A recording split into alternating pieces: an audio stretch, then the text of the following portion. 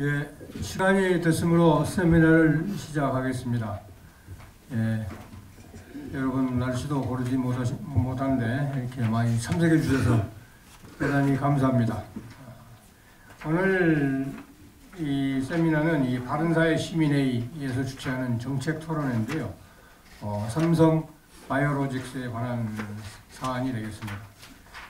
공식적인 우리가 그 주제는 삼성 바이오로직스, 삼성 바이오라고 표현하겠습니다. 앞으로 삼성 바이오 증권선물위원회 회계 분식 행정소송 그 쟁점과 전망이라는 주제를 가지고 네 분의 패널들께서 토론을 해주시겠습니다. 오늘은 뭐 특별히 누가 발제를 하는 게 아니고요. 이 사안에 대해서 패널 네 분께서 돌아가면서 의견을 개진하고 토론하고, 그리고 또 패널들의 토론이 끝나면 이 방청석에 계신 분들에게 질문과 토론할 수 있는 그런 기회를 드리도록 하겠습니다. 여러분 잘 아시다시피 이틀 전에 행정법원에서 이 정선이가 삼바를 고발하고 검찰에 고발했죠. 그리고 이제 행정 제재를 내렸는데 그걸 이제 행정법원에서 일단 그 보류를 시켰습니다. 집행을 중지시킨 거죠. 여러 가지 얘기가 이제 나왔습니다만 그 중에서 이제 만약에 이 정선이의 처분을 그대로 집행을 한다면은 그 삼성바이오에 회복하기 어려운 손해가 발생함을 인정할 수 있고, 또 이를 예방하기 위해 효력을 정지할 긴급한 필요성도 있다. 이런 얘기가 이유가 있고요. 그리고 중요한 사항으로서는 삼바의 회계 처리가 위법이다, 잘못됐다고 단정할 수 없다. 그렇기 때문에 본안의 판단이 나오기 전에 이를 시행한다는 것은 집행한다는 것은 그 삼바에 돌이키기 어려운 그러한 손해를 줄 수가 있다. 그리고 이제 금융감독원도 이전에는 그 삼바의 회계 기준이 뭐 틀리지 않았다 해서 인정을 했고요. 그리고 또 다수의 전문가가 국제회계 기준인 IFRS에 어긋나지 않는다라는 그런 그 견해를 다수 이제 피력을 하고 있고요. 또한 그 임원 해고 권고를 했는데요.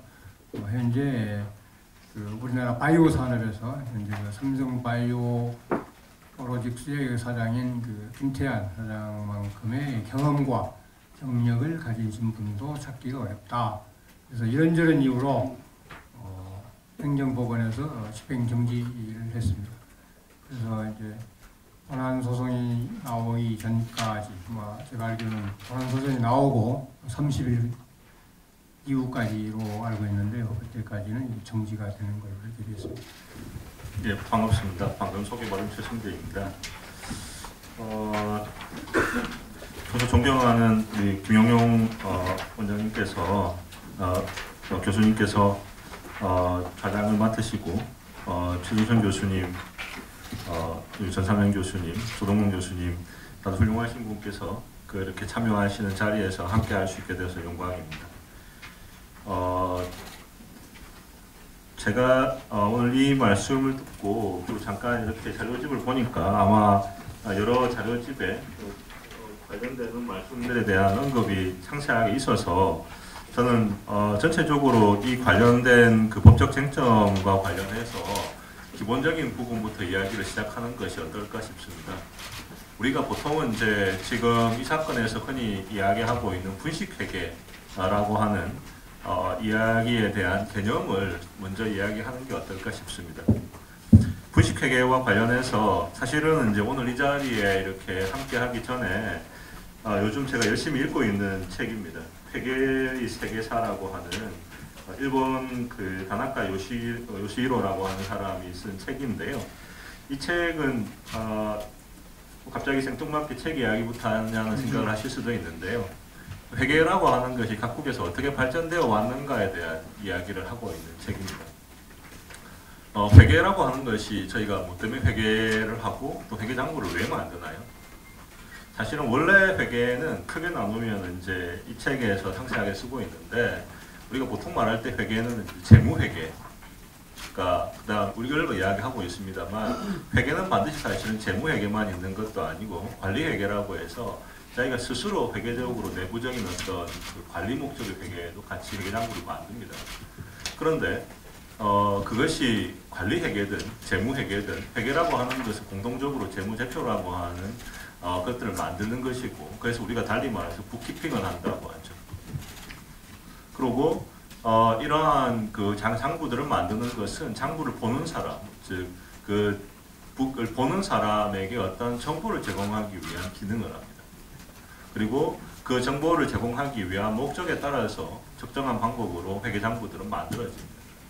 그런데 이러한 회계장부들이 만들어질 때 회계장부들이 각각의 기준에 따라서 만들게 되면 그 정보를 보는 사람 중에서 특히 재무제표를 재무회계 관점에서 보는 사람들은 어떻게 되나요?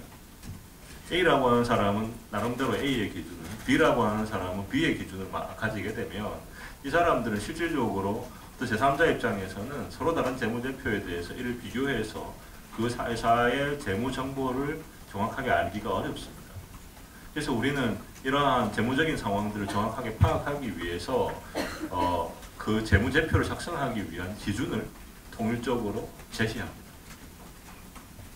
이것이 이제 회계, 그리고 재무제표, 그 다음에 회계 처리 기준에 대한 기본적인 아이디어들입니다.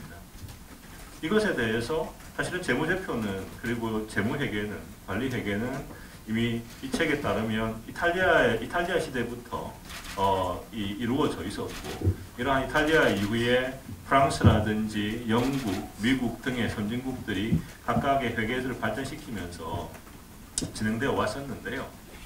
그런데 사실은 이 과정에 있어서 그 작성하는 사람에 대한 뭔가 책임이 필요해졌고요. 책임질 수 있는 사람. 그래서 바로 그걸 위해서 우리가 Certified Public Accountant, 즉 공인회계사라고 하는 제도를 안출했습니다. 공인회계사 제도가 없다고 해서 회계 장부를 작성을 할 수 없는 것도 아니고 회계 장부 작성 같은 경우에는 반드시 복식북이라고 하는 더블 엔트리 북키핑을 하지 않더라도 어차피 뭐 우리도 이미 사실은 다 회계사가 아니어도 많이 해본 경험이 있는 것이 가계부 같은 걸 예를 들면 써본다거나 용돈 기입장을 쓰는 것도 사실 일종의 회계입니다. 자기가 스스로 보기 위해서 쓰는 일종의 회계죠. 그런데 이러한 것들이 실질적으로 어떤 사람이 이 부분에 대해서 국가가 공인하는 아니면 어떤 협회나 단체에서 공인하는 능력을 가지고 있는 사람이 이것들을 작성할 수 있게 하는 것이 바로 공인회계사 제도입니다. 공인회계사 제도는 사실은 이제 그런 제도적인 뒷받침하에서 만들어졌습니다. 제가 예전에 한번 이제 한국 공인회계사회에서 공인회계사 제도 역사에 대해서 강의를 한 적이 있는데요. 근데 사실은 이제 이런 공인회계사 제도는 단순히 기술적으로 회계 장부를 잘 만드는 사람이라고 하는 의미뿐만 아니라 소위 말해서 게이트키퍼 라이빌리티라고 해서 문지기로서 그 당해의 재무제표가 적절한 품질을 가지고 만들어질 수 있도록 하는 것에 대한 어카운티빌리티를 줍니다. 재미있는 게 보면 어카운턴트 회계사죠. Certified Public Accountant는 공인회계사입니다. Publicly. 그런데 우리가 책임이라고 하는 단어도 accountability, 책임입니다. 그렇지 않습니까? 물론 responsibility라는 단어도 있지만 accountability라는 단어도 책임이라는 뜻으로 씁니다. 뉘앙스는 조금 다릅니다. 제가 이제 지금까지 말씀드렸던 것은 이제 아까 회계 또는 이제 그 회계 장부 그리고 회계 기준, 공인회계사에 대한 말씀까지 드렸습니다. 우리가 이제 제가 다음 이제 키워드로 분식회계에 대한 이야기를 좀 드려보겠습니다. 분식회계는 그럼 뭔가요? 분식회계는 사실은 이제 윈도우 드레싱이라고 부르기도 하고 넘버를 마사지한다고 하기도 하고 아니면 사실은 근데 기본적인 어떤 아이디어는 뭐냐면 어카운팅 프로드입니다. 어카운팅 프로드, 회계 사기입니다. 사기라고 하는 건 뭔가요? 속이는 거죠. 저는 전혀 지금 어려운 말을 써가지고 변호사라고 해서 법률가라고 굉장히 어려운 용어를 써서 뭔가 말씀드릴 생각이 없습니다. 쉬운 용어들로 하나하나 이 사건에 대해서 뭐 전체 전말을 제가 변호사로서 소송 기록을 본 것은 아니고 어떤 측을 대리하거나 해가지고 그 대리인의 관점에서 어떤 본 것은 아니기 때문에 세세한 내부적인 사항은 모르고 언론에 나와 있는 사항들을 기초로 해봤을 때 그럼 분식회계라고 하는 점에 대해서 어떻게 볼 것인가에 대한 이야기를 다음으로 드리고자 합니다. 분식회계는 분식이라고 하는 것이 이제 얼굴에 메이크업을 하는 거거든요. 분을 바른다고 하지 않습니까? 그러면 숫자에다가 분을 바르는 겁니다. 메이크업을 하는 겁니다. 그렇게 해서 실제로는 그렇지 않은데 그런 것처럼 누군가를 속이는 겁니다. 그럼 제가 아까 뭐라고 그랬냐면 회계는 회계 장부를 보는 누군가의 독자가 있습니다. 정보를 제공받는 사람들이 있습니다. 그 정보 제공받는 사람이 정확한 정보를 제공받아서 만약에 그것이 자본시장이면 자본시장에 있어서의 투자를 하려는 사람이 투자의 대상이 되는 회사를 상대로 내가 내 돈을 이 기업에 넣으면 장기적으로 성장을 해서 그로 인해서 캐피탈 게인을 얻게 되거나 그렇지 않으면 이 회사가 이런 재무 상태에 있어서 배당 가능한 이익이 있으니까 내가 배당을 받을 수 있겠구나라고 생각을 하고 투자 의사 결정을 하는 기초가 될 것이고요. 그렇지 않고 만약에 이 회사의 제품을 납품하려고 하는 회사가 있다면 이 회사의 재무 상태를 재무제표를 통해서 보고 이 회사에 내가 납품을 해도 돈을 떼이지 않겠구나라고 생각을 하고 거래를 하게 될 것이고 M&A를 한다 그러면 내가 이 회사에 있어서 인수합병을 했을 경우에 이 회사의 재무제표에 기초해 보면 이런 정도의 합병 비율에 따라서 M&A 합병이 기업 인수가 되거나 합병이 되어도 되겠구나라고 생각하는 기초가 됩니다. 그렇다면 이러한 각각의 어떤 그 독자들, 유저들을 상대로 해서 유저들에게 정확한 정보를 제공할 수 있도록 하였어야 하는데 그러한 정보를 유저들이 정확하게 이해할 수 있도록 하지 않는 적극적으로 그 사람들을 속이기 위해서 숫자에 손을 댔거나 그렇지 않으면 무언가 공개되어야 되는 중요한 정보를 그것이 법률의 규정에 의한 것이든 아니면 기업 회계 기준에 의한 것이든 제공하지 않고 숨긴 겁니다. 우리가 거짓말을 하는 방법은 즉 어떠한 적극적인 행동을 통해서 거짓말을 할 수도 있고 또 다른 하나의 것이 중요한 내용에 대해서 공개할 의무가 있는데도 불구하고 이를 공개하지 않는 방법으로 속이는 수도 있습니다. 그렇겠죠. 그래서 마찬가지로 회계 사기, 카운팅 프로드, 분식회계도 똑같은 두 가지 방법으로 이루어질 수가 있습니다. 전통적으로 그러면 어떠한 방법으로 분식회계가 이루어졌는가? 분식회계는 전통적으로 놓고 보면 더 좋게 보이려고 하는 방식의 분식회계들이 많이 이루어졌습니다. 어떻게 해요? 더 좋게 보인다고 하는 이야기는 우리가 가장 기본적인 재무제표 하나의 대차제조표를 한번 생각을 해보시면 대차제조표는 한번 여기 계신 분들이 예전에 회계 학 시간에 배웠던 대차제조표를 한번 떠올려 보십시오. 이쪽에 자산의 부가 있고 여기 부채가 있고 자본이 있습니다. 어떻게 하면 좀 더 좋아 보일까요?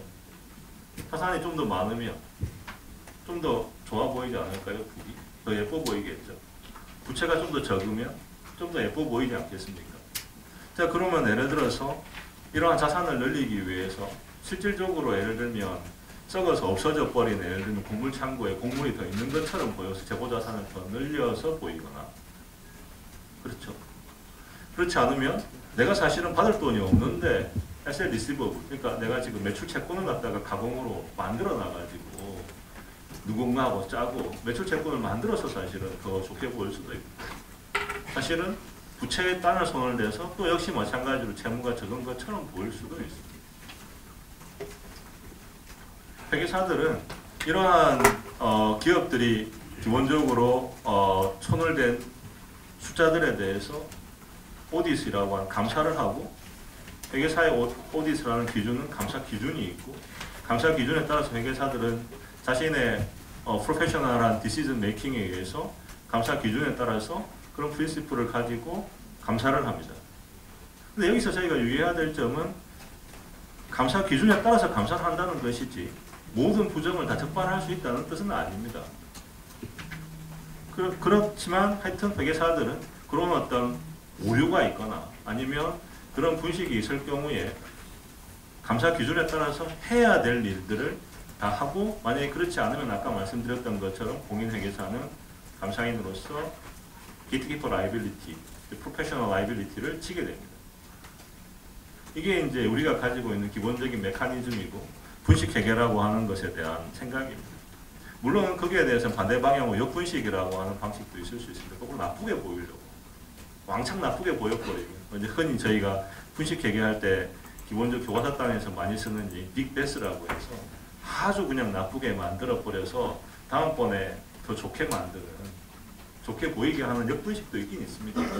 사실은 대우조선 해양 사건 때 뭐 그런 논란도 있었던 것으로 알고 있고 저도 대우조선 해양 사건 때 이제 공인회계사업회 지에다가 그 회계 분식과 관련된 고의의 인식 판단과 관련된 형사처벌을 당시에 했었으니까요.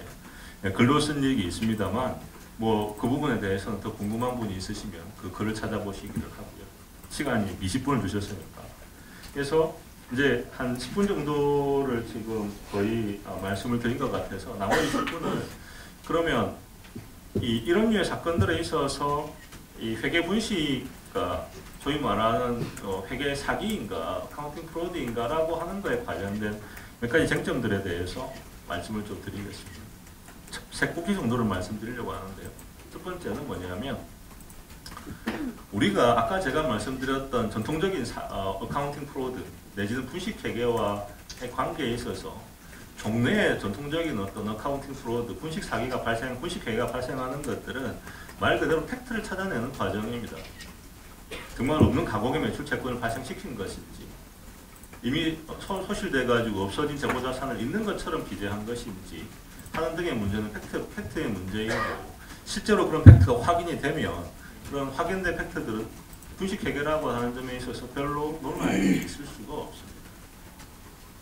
오로지 여기에 관련해서 그냥 분식 회계이고 관련된 회계사 책임에 있어서 공인회계사가 그 부분에 대해서 감사 기준에 따라서 제대로 했는가? 사실은 이 부분에 대해서 전통적으로는 공인회계사한테 거의 무과실 책임 비슷하게 지우는 외관법의 해석이 있었기 때문에 그건 아니다. 감사 기준만 제대로 준수하면 회계사 책임은 그렇게까지 무과실 책임으로 지우면 안 된다라고 하는 것이 이제 판례 법리를 통해서 나갔고, 그건 다른 나라들에서도 회계사 책임과 관련된 논의가 있었고, 우리나라도 주식에서 외부감사에 관한 법률, 즉 외관법을 개정을 해서 회계와 관련된 감사 책임에 대해서는 비례 책임을 지우도록 하는 규정을 외관법, 구외관법 14조 3항의 입법을, 14조에 입법을 한 예가 있습니다.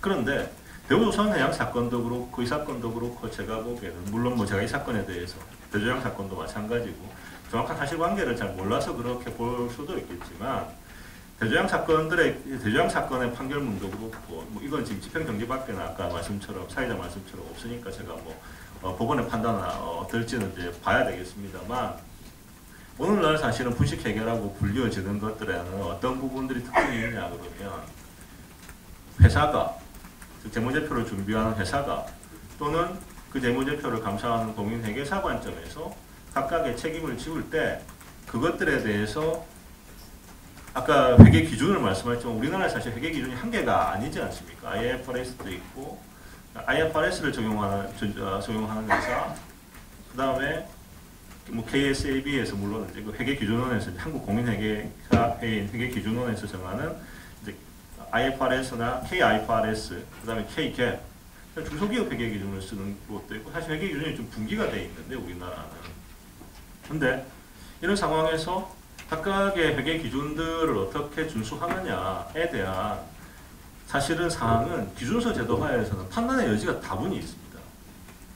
무슨 말인가 하면 전문가인 회계 재무제표를 준비하는 전문가 입장에서의 판단의 여지도 있고 감사인 관점에서의 판단의 여지도 있다라는 거죠. 그것이 이례적으로 A는 맞고 B는 틀리고라고 하는 것이 있는 경우라기보다는 판단의 여지가 있는 경우들이 다수 있고 대조양 사건의 경우에도 제가 보기에는 판단의 여지가 있는 부분들이 상당히 있었는데 그것이 제가 말씀드리려고 한 두 번째 논점하고 관련된 거예요. 20분밖에 없어서 제가 상세한 말씀 못 드려서 바로 이 두 번째 논점으로 들어가면 그 관련된 부분이 이제 이 고의의 부분입니다. 그러니까 물론 과실이 있다 하더라도 민사 책임은 부담할 수 있고요. 고의 책임에 관련해서는 사실은 형사 책임은 대부분 고의 책임인 경우가 많을까. 고의 책임인데 사실은 이 부분에 대한 인식은 A라고 하는 것도 할 수 있고 B라고 하는 것도 만약에 판단할 수 있도록 회계 기준이 기존되어 있다면 더더군다나 A라고 하는 것을 할 수 있다고 하는 점에 대해서 기존의 행정청이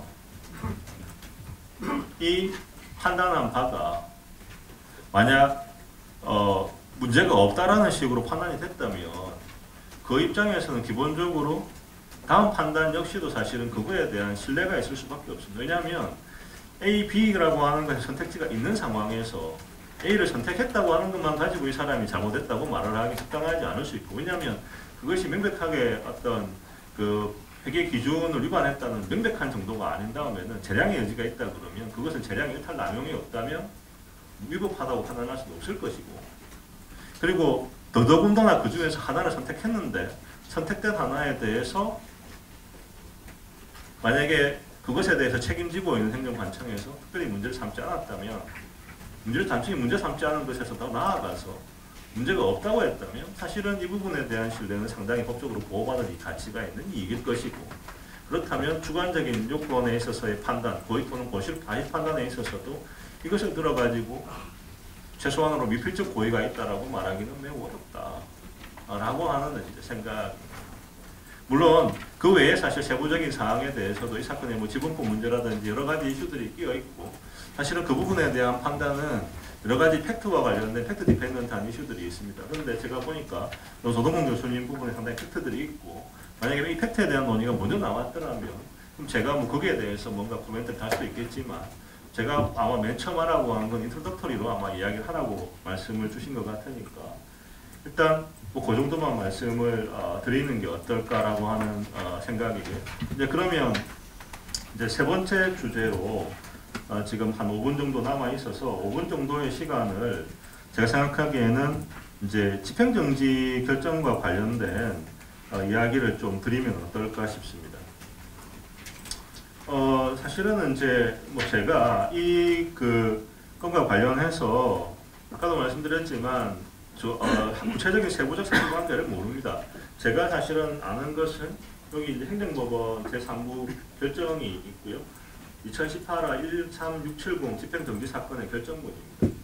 신청이 삼성바이오로직스의 피신청이 증권선물위원회라고 되어 있는 이것 정도를 본 상황이라 제가 기본적으로 트레이닝 받은 법률가로서의 법률가는 사실관계를 정확하게 모르고 함부로 이야기할 수는 없기 때문에 이제 일반적인 집행정지 결정에 대한 제 생각을 조금 말씀드리는 걸로 해서 나머지 한 4, 5분 정도를 쓰고자 합니다. 아시는 것처럼 이제 집행정지 결정에서 삼성바이오로직스의 그 회계 처리에 대해서 집행정지가 받아들여졌습니다. 그런데 이 집행정지가 받아들여졌다는 것은 그 자체의 법률적인 의미는 물론 회계 처리가 삼성바이오로직스가 정당하게 했다, 이런 뜻은 아닙니다. 그냥 말 그대로 집행정지의 요건, 즉 다시 말하면 이건 만약에 집행정지를 안 받아주면, 제가 집행정지 요건을 한번 보면 어떻게 되어 있냐면, 그 처분으로 인해서 당사자가 입을 회복하기 어려운 손해를 예방하기 위한 긴급한 필요, 그리고 그렇게 집행하는 것이 집행을 정지하는 것이 공공복리에 중대한 영향을 미칠 우려가 없고 본안에서 집행정지 신청인이 패소할 것이 명백하지 않아야 된다는 것이 요건입니다. 이걸 그냥 두면 신청인이 너무 피해를 크게 입을 건데, 이걸 중단한다고 해서 사회가 있게 되는 공공복리상의 피해가 엄청나게 커가지고 이거를 누를 만큼이 안 되기 때문에 집행정지를 해주겠다는 것이 사실 법률적인 의미입니다. 그래서 이것을 부풀려서 또는 줄여서 어느 쪽도 사실은 해석할 필요성은 없습니다. 해석할 수는 없습니다. 법률적으로. 다만 제가 생각하기에 그럼에도 불구하고 이것이 무의미하지는 않다고 생각하는 것이 뭐냐면,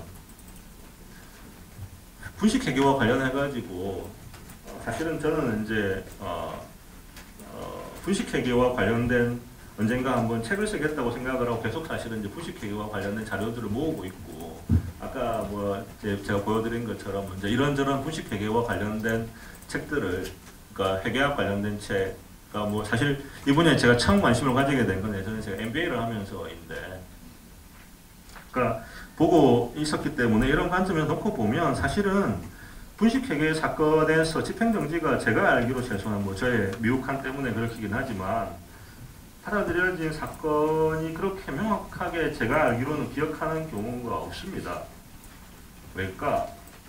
생각해보면 종래의 전통적인 분식회계는 아까 제가 말씀드렸던 것처럼 자산이나 이익을 부풀리거나 부채를 줄이는 거고, 팩트가 발견되면 이거에 대해서 달리 별로 말할 게 없습니다. 왜냐하면 그냥 고의가 있는 겁니다, 사실은. 그리고 과실로 사일로에 없는 자산을 갖다가 썩은 밀을 갖다가 깨끗하게 팔 수 있는 밀처럼 하는 게 걸렸는데, 과실로 몰랐어요 라고 말하기 어렵고, 없는 AR을 갖다가 만들었는데 가공 매출 채권을 갖다 만들어 놓고 내가 몰랐어요 라고 말하기는 사실 매우 어렵기 때문에 집행정지가 잘 안 받아들여지는 게 사실은 원래적인 모습입니다. 그런데 집행정지가 받아들여졌습니다.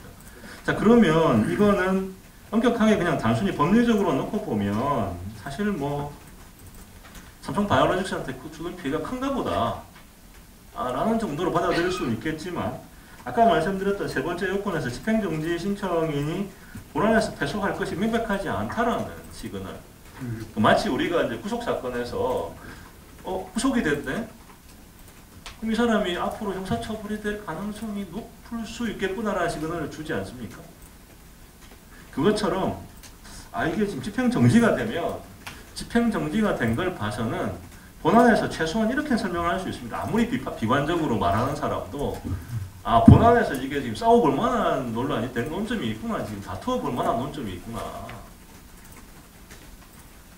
앞으로 어떻게 이게 논의가 되더라도 그런 지점에서 제가 생각하기에는 오늘 이렇게 논의를 하는 것은 이게 지금 법원 판단의 관점에서 있어서도 상당히 논점이 있을 수 있는 사건이고, 그런 점에서 놓고 보면 이 사건은 상당히 우리가 사회적으로 도대체 그러면은 우리가 지금 회계장부를 준비하는, 재무제표를 준비하는 기업 입장에서도, 그 재무제표를 감사하는 회계사의 입장에서도, 그럼 이런 경우에 우리가 어떻게 해야 되는가에 대한 중대한 사회적인 어떤 기준, 가이드라인에 대한 논의를 하고 제시해야 한다는 점에 있어서 매우 중요한 의미가 있다 라고 저는 생각을 하고, 그것이 삼성이든 그 다른 이름이든 그것 때문에 우리가 결과가 달라져야 되는 것은 아니고, 그것이 잘 정리가 돼야 우리 기업들 입장에서도 이렇게 하면 우리가 되는 거고 이렇게 하면 안 되는가를 알아야, 애매한 재량의 선상에 있는데도 불구하고 뒤에 가서 사후적으로 내가 보기에는 네가 이렇게 해서는 안 되는데 왜 이렇게 했니라고 말하는 것 때문에 문제가 된다면 이건 사실은 기업 입장에서는 매우 혼란스럽지 않겠습니까? 그런 지점에서 놓고 보면 제가 보기에는 이 법원의 판단은 이제 그런 점에서 받아들이는 게 좋고, 한 말씀만 마지막으로 부연하면, 사실은 통상적으로 집행정지 사건의 신문기일이 진행되고 난 다음에 판단하는 것이 행정사건의 관점에서 변호사 시각에 놓고 보면 보통은 한 2주 남짓? 모르겠습니다. 제가 최소한 알기로는 그 정도에 그치게 되는데, 이 건은 제가 아까 잠깐 이렇게 여기에 자료들을 보니까 아마 작년 12월 19일 날 신문이 된 것 같습니다. 그런데 한 달이나 지나가지고 지금 결정이 났죠. 그러면 집행정지 사건도 사실은 법원 입장에서는 매우 심각하게 신중하게 판단했던 것 같습니다. 그래서 이런 점도 같이 저희가 고려할 때 참고가 될 수 있지 않을까 싶습니다. 이상입니다. 안녕하세요. 명지대 경제과 명예교수입니다. 작년 8월 말에 퇴임을 했고요. 그리고 발행사회가 사실은 굉장히 좀 노력을 한 겁니다. 그래서 이제 전번에 이어서 두 번째 이 삼바 또는 이제 바이오 쪽에 이제 토론회인데, 저희들이 그 당시에 그 전개되는 거 보고 좀 화가 났어요. 사실요. 이게 뭔가? 그 시민단체가 뭐 하는 겁니까? 필요한 때 필요한 얘기를 이제 해야 되는 거죠. 그래서 늘 우리끼리 이제 다짐하는 게 좀 놓치지 말자. 그래서 right time, right rules,가 시민단체의 생명이다. 그거를 늘 내고 있었습니다. 그래갖고 이게 이제 작년 11월 14일이죠. 고의적 분식회계. 근데 고의적인 형용사 왜 들어갑니까? 이게 분식은 일부러 한 건데, 거기다 고의적이라는 말까지 붙인 거는 좀 사실은 좀 이게 글쎄요, 좀 분전적이죠. 좀 실례지만 역전압 똑같은 표현 아닙니까? 우리가 모찌를 또 모찌떡 이렇게 얘기를 하는데, 이제 그런 것처럼 해서 왜 이렇게 고의적인 분식 회계 이렇게까지 낙인을 찍을 필요가 있나? 그래서 국익에 뭐가 도움이 될까? 이게 죽을 죄인가? 그거를 보고 이거는 아니다. 이거는 꼭 경제 문제만은 아니다. 우리 사회의 어떤 사실은 근저에 깔린 좀 병리 현상으로서 뭔가 좀 누구한테 좀 이렇게 좀 죄송하지만은 좀 음모론적인 시각에서 접근을 하지 않았나. 누구를 위해서 이렇게 무슨 뭐 군식을 하지 않았나. 근거도 없으면서. 그러면은 그 음모론의 어떤 이제 중심이 되는 그 기업이 우리나라에 도움이 됐습니까? 안 됐습니까? 사실요.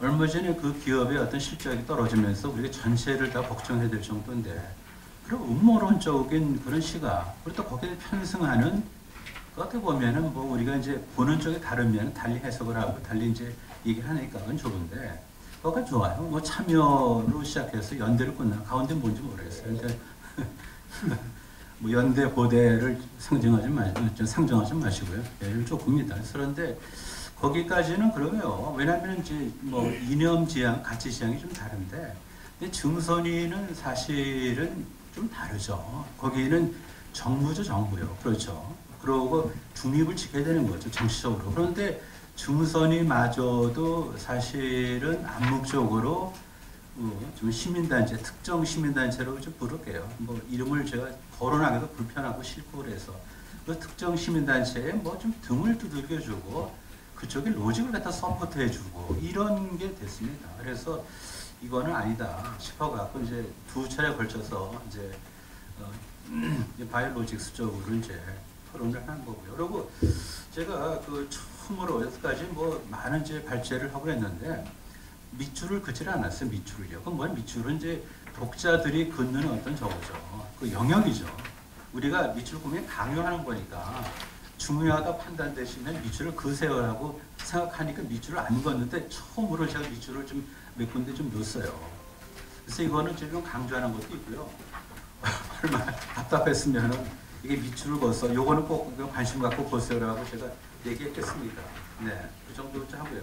다시 앞으로 이제 돌아오면 이렇습니다. 여기 이제 또 1페이지인데요. 제가 뭐 다 이걸 얘기할 뭐 겨를은 없고요. 우선 이제 저희들이 뭐 타이틀은 이제 뭐 쟁점과 전망입니다. 그건 다 아시는 거고요. 그래서 이제 이렇게 신고해서 뭐 나름대로 발제자 또는 이제 패널에서 토론자가 이제 자기 어떤 이제 핵심 아이디어를 제목에 전해야 되지 않겠습니까? 그래서 이제 한 게 뭐냐면 이제 본안 소송이 법의 안정성이 회복되는 계기가 되어야 되겠다라고 부제를 달았습니다. 뭐 특별하게 뭐 압력도 아니고요. 중요한 거는 사실은 법의 안정성이 회복돼야 되는 거죠. 이건 대명제죠. 정원 명령이죠. 이 법의 안정성이 회복이 안 돼요?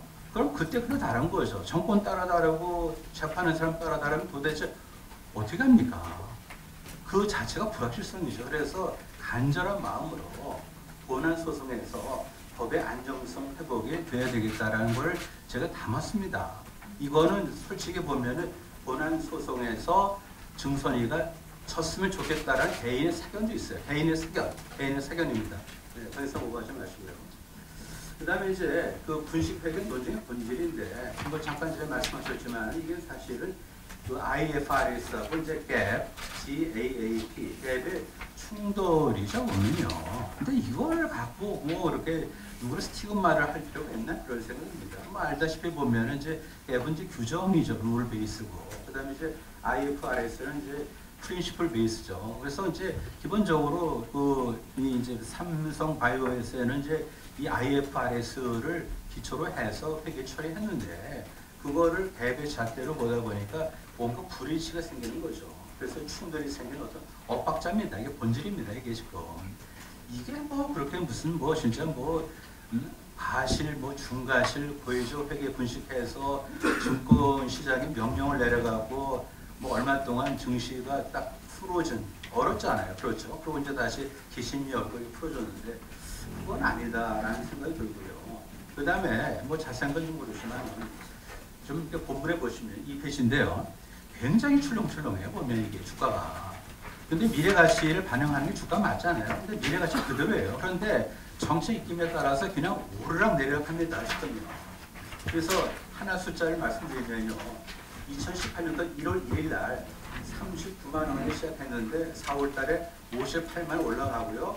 그 다음에 뭐 굉장히 어려워지다가 다시 이제 저 화해 분위기 속에서 또 올라가고 나중에 이제 결정적으로 스모킹 번이 뭔지 모르겠어요. 그걸 인해서 28만 원 떨어지고. 근데 이렇게까지 지금 출렁이게 한 원인 제공은 사실은 해석상의 이견입니다. 스모킹건 이런 표현 앞으로 좀 쓰지 말자고요. 뭐 3D 영화에서 나오는 그런 것밖에 안 되는데. 그래갖고 이제 여기까지 왔고요. 그 다음에 이제 이 페이지 2번에 보면 제가 이제 말씀드리는 게 기심위에서 아이오 주식의 집가 거래 재개를 결정했잖아요. 그 함의가 뭔가를 보죠. 함의요. 이건 뭐 이용하겠다는 게 아니에요. 그 함의 있을 거 아닙니까 오늘은. 근데 이제 저도 놀랐는데요. 기심위는 형식적으로는 막강한 권한입니다. 그러니까 생사 여타권을 갖고 있죠. 그래서 상장 유지, 보합 폐지 아니면은 개선 기간을 부여하는 건데 뭐 많은 사람들이 조금 좀 뜸을 들일 거다라고 했는데 이게 뭡니까 그냥 뭐 하루긴 하지만은 뭐 늦게까지 경론을 벌였는데 그냥 뭐 즉각 재개 개선 기간도 없이 이거는 뭐를 얘기한가. 그래서 그러면은 뭔가 그 논리가 있을 거 아닙니까. 보면은 이제 3페이지 B인데요. 이 상장 유지 결정을 내린 근거가 뭐냐면은 그 기업 계속성하고요. 그 다음에 재무 안정성 측면에서 우려 여지가 없다는 겁니다. 그리고 그 기업 투명성도 개선되고 있다. 아니 그렇다면 왜 거래를 정지시킵니까?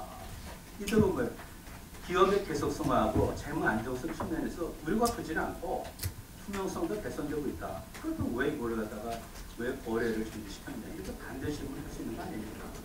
그 다음에 기업 투명성 개선됐다고 얘기하는 것도요. 사실은 조금 실수를 좀 자명히 하는 게 문제 개선되죠. 이거는 이제 얼마 동안 이제 프로진 돼 갖고 다 거래 정지되고 나서 끝나고 나서 이제 다려온 건데 이거는 조금 좀 그렇죠. 그렇다면은 솔직히 증선위에서 이렇게 뚜렷한 누구도 인정하는 다툼의 여지가 없는 그거를 들어서 그렇게 뭐 고의적 분실 회계를 판정한 게 아니다라는 반증이 나오는 겁니다. 그 다음에 증권시장에서 어떤 그 반응을 보자고요. 그날 얼마가 올랐습니까? 17% 올라서 17%. 금리가 얼마지? 2%죠? 그럼 이 곱하기 얼마입니까? 몇 년치? 8년치 2%를 하면 말이죠. 17% 올라 하루에. 이걸 보면은 사실 증권시장이 뭐를 기대했냐. 만약에 증권시장에서 이렇게 간 건 뭡니까? 증선의 판단에 동의하지 않는다는 거 아닙니까? 지금요. 기심위가 왜 이걸 갖다 즉각 제기했습니까? 마찬가지죠. 이거를 뭐 좀 권한 소송에서 이거를 판단할 때 참조하시려 하는 겁니다. 지금요. 네. 그리고 여기 이제 제가 하는 이제 나중에 뭐 또 쓰이는 표기는 안 돼. 4페이지 보시면요. 이제 그 일치를 써놨는데요. 4페이지 위에 보면 요거는 하나 꼭 봐두세요. 4페이지입니다. 2018년 3월 30일, 그 다음에 4월 17일 이때 김기식 금감원장이 임명되고 사퇴입니다. 뭐 짧은 시간인데 이거를 많이들 간과하시는 것 같아요. 그 당시에 보면은 김기식 금감원장이 뭔가 좀 미션이 있지 않았나라는 그런 많은 억측이 있었어요. 억측이라고 뭐 표현을 해야 되겠죠. 아직은 뭐 결정적인 그게 없으니까. 그러다 보니까 뭐 그때 뭐 심지어 여당에 준하는 그런 당에서도 아주 심각한 좀 약간 인격 모멸적인 그런 논평이 나오더라고요. 평화당에서 말이죠. 이걸 보면은 김기식 위원장의 그 당시에 미션이 있지 않았나라는 그것이 정황 증거가 있다는 거죠. 뭔가 미션이 있지 않을까라는 합리적 의심을 갖고 오게끔 했다는 겁니다. 물론 아시아시만 이거를 나중에 봐야 됩니다. 그래서 나름대로 이거를 뒤집는데 씨를 뿌리고 나간 사람이 김기식이 아닌가라는 합리적 의심을 갖게 하는 거죠. 나중에 보시자고요. 그 다음에 또 제가 화가 나는 게 이게 이제 뭐 롯데시장에 무슨 뭐 불일 난 것처럼 말이죠. 이 특혜 상장이 다시요. 그러니까 분식을 했다고 그러니까 또 바로 특혜 상장. 그걸 다 하는 거 아닙니까? 특혜 상장이 아니죠. 원래는 우리 나스닥을 갈라본 것도 뭐냐면은 여기서 거절당하니까 적자인데 어떻게 올라갈까. 따라서 미국은 적자가 중요하지 않잖아요. 미래 가치가 중요하니까 나스닥 높을 했는데 그러지 마 일로 와. 그래서 간 겁니다 사실은. 그러고 나서 이렇게 이제 고의 분식 회계되니까 어떻게 다들 크게 180도 표변해가지고 김상계 법무부 장관 이런 분께서 일국의 재상이 말이죠. 무슨 뭐 검사 출신인가 뭐라고 그랬습니까? 구체적 단서가 확정돼 수사할 수 있다. 이게 도대체 뭡니까? 아, 올해서 왔는데 너 왜 왔어? 이거는 사실 국격의 문제예요. 국격에. 이렇게 뭔가 사실 한 것도 없이 물론 단서죠. 단서. if clause죠. 구체적인 단서가 확인되면은 수사할 수 있다. 하지만 이것도 참 제가 볼 때 이것도 참 대한민국이 좀 아직 멀었다. 국격을 갖추기에 너무 어렵다는 생각이 들었습니다. 그 다음에 두 번째 쟁점으로 넘어가겠습니다. 5페이지를 보세요.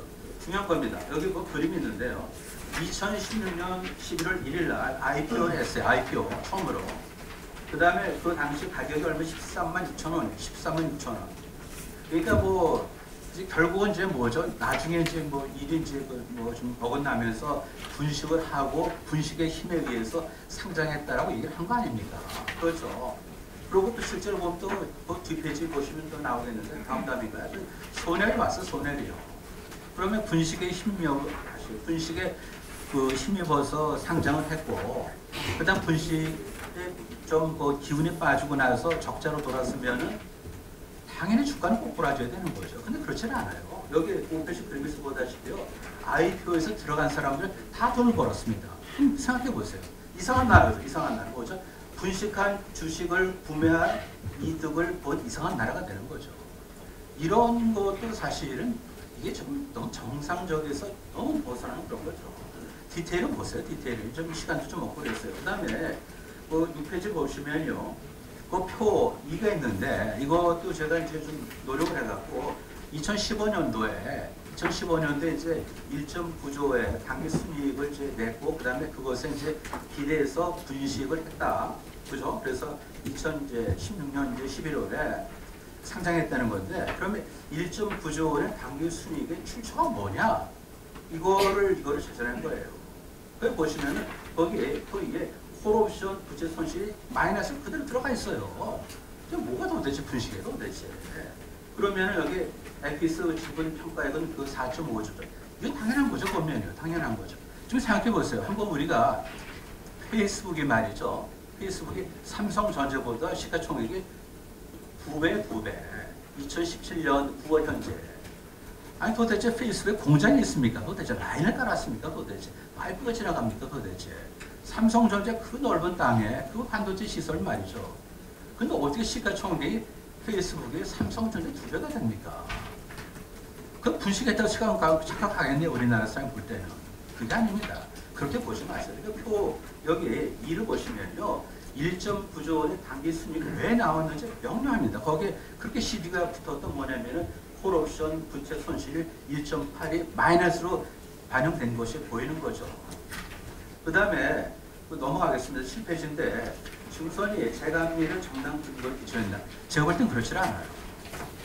재감리 생각해 보세요. 감리하고 재감리죠. 그러면 개인도 말을 바꾸면 좀 그런데 국가가 어떻게 말을 바꿉니까? 어떻게 도대체 지금 이게 말이 됩니까 지금요? 그리고 재감리 명령을 하는데 보면 순순히 따랐겠어요. 버텼죠. 버티다가 재감리를 명령을 하고 그거에 기초해서 2018년 11월 14일에 도의적 분식회계로 찬정한 거 아닙니까?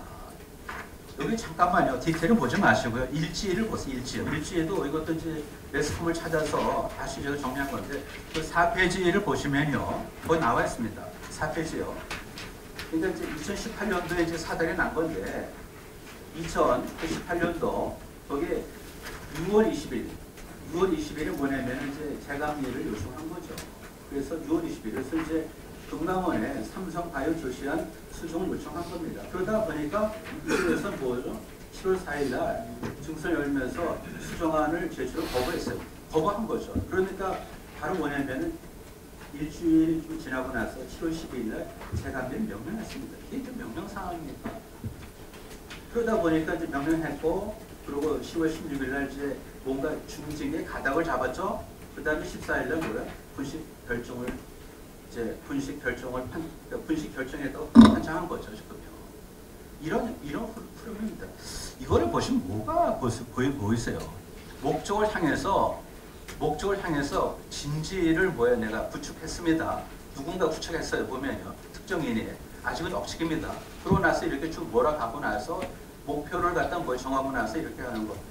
이게 우리의 어떤 감리 재감리였습니다. 디테일을 보세요, 디테일. 쟤는 뭐야? 디테일을 전해드릴 건 아니고, 디테일은 제가 다 적었고요. 저는 어떤 메시지를 전달하는 거죠. 아니, 관이 이래도 되는 건가? 감리, 재감리까지 해가서. 그걸 기초로 해서 중징계를 해야 된다. 그거는 아닙니다. 그 다음에 이제 이겁니다. 이제 그 8페이지인데요. 여기 보시면 이제 증선이가 재감리를 할 때 뭐 내라 뭐 이렇게 못할 거 아닙니까? 뭐 그러니까 이제 적정성에 대해서 이제 우리가 판단을 해야 되는데 증선이가 왜 그때 재감리를 얘기했냐면 이제 논문가 있습니다. 거기 8페이지인데 거기 이제 그 3번에 이제 패러그래프 바뀌죠. 그래서 증선의 논문은 다음 것 같다 봅니다. 제가 이걸 다 말씀드리기 좀 힘들지만 이겁니다 보면. 그러니까 그 바이오젠이 동의권을 가졌다. 동의권을. 그 다음에 그 당시에 바이오젠이 가진 그 콜옵션이 사실상 허상이 아니고 실질적인 권리에 해당된다. 이겁니다 지금요. 이걸 보시면 뭐가 떠오르는지 딱 보고 밑줄 친 것이 읽을게요. 즉 바이오젠이 가진 동의권과 콜옵션에 비춰볼 때 에피스를 공동 지배하고 있다고 봐야 한다는 것이 주장이 무지예요. 그렇다면 증선이는 바이오젠의 변론 기관처럼 행동한 것이다. 나 다름없다. 동의하세요? 네? 제가 일부러 그래서 거기에 행동한 것이나 다름없다라고 약간 좀 조금 이제 뒤에다 좀 약간 적어서 쿠션을 넣죠 보면. 아니 어떻게 증선이가 바이오젠의 변호사입니까 도대체? 변론 기관처럼 행동한 것이나 마찬가지가 거죠. 그런데 이 삼성파의 논리는 다른 거죠.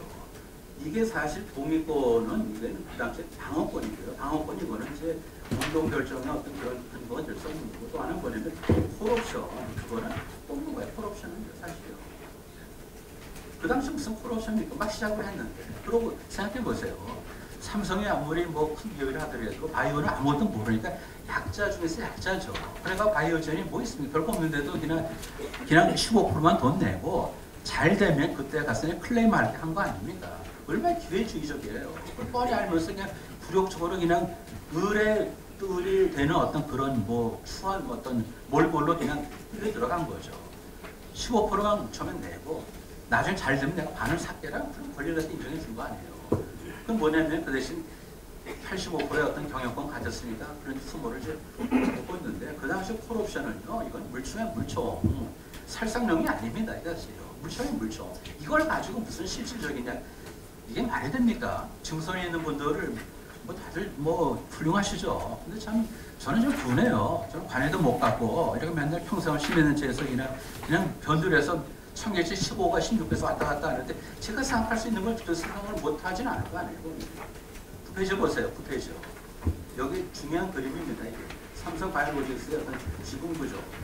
그러고 처음에 15%에서 출발했는데 증자에 안 들어가서 증자에 그래갖고 8.8% 쪼그라들었어요. 네, 그래서 그 당시의 그림을 그리고 있습니다. 네, 이겁니다. 그 다음에 9페이지에 에피스의 연결 자유에서 관계에서의 변경은 편법인데 편법 아니에요. 제가 볼 때는. 근거 뭐예요? IFRS가 바로 겁니다. 지금요. 뭔가 상황이 변했는데 당연히 이건 뭐죠? 지금 일방적인 어떤 뭐예요? 자회사, 지배를 하는 자회사에서 상대편의 존재를 인정을 해야 되는 관계 회사로 됐기 때문에 기본 평가대로 간 거예요. 이게 무슨 IFRS 충실한 거 아닙니까? 지금요. 그거를 갖다 왜? 그 다음에 또 우리 보면은 거기에 10페이지에요. 10페이지 이제 거기 그 IFRS 거기 제가 이 줄을 두 문제를 쳤는데요. 두 번째를 보세요. 요약하면요. 이제 콜옵션이에요. 행사할 가능성을 종합적으로 보여야 되고 그 행사로 효익을 얻을 수 있는 경우 실제 행사할 가능성이 높다. 그리고 2015년도 하반기 바이오젠은 공동 경영권을 행사하겠다는 내용을 풀어왔으면 분석. 그러니까 한 겁니다. 이거죠. 이게 지금 뭐가 저는 모르겠어요. 제가 볼 때는 분명히 이대로 하면 괜찮을 것 같아요. 네. 저는 뭐 회계사도 아니고 무슨 그렇지만 상식을 가진 경제 교수가 맞지 않습니까? 이대로 하면 맞는 거죠. 그 다음에 스모킹건 정치인들 뭐 스모킹건 앞으로 어휘를 빼세요. 이런 거 물총에서 무슨 뭐 연기랍니까? 물총에서 화약도 안 나오는 연기. 예? 그 물총에서 그래갖고 무슨 대단한 무슨 뭘 터뜨린 것처럼 말이죠. 그 소영웅심리 이름은 얘기를 안 하겠어. 우리가 알잖아요. 그거. 예? 피로 시작하는 분입니다. 이게 도대체 뭡니까? 그래갖고 뭐 대단한 것처럼 거기 만약에 뭐 진짜 밀지가 들어가서 예?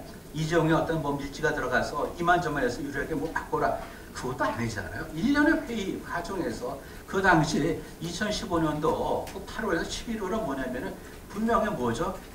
컨트롤 타워로서 누구였습니까? 이전실에 당연히 플로우가 되는 거예요. 그죠? 정보가. 그게 무슨 뭐 대단하다고 무슨 그게. 그건 뭐 비밀 문서도 아니고요. 뭐 피슬블로도 아닌 것 같아요. 예.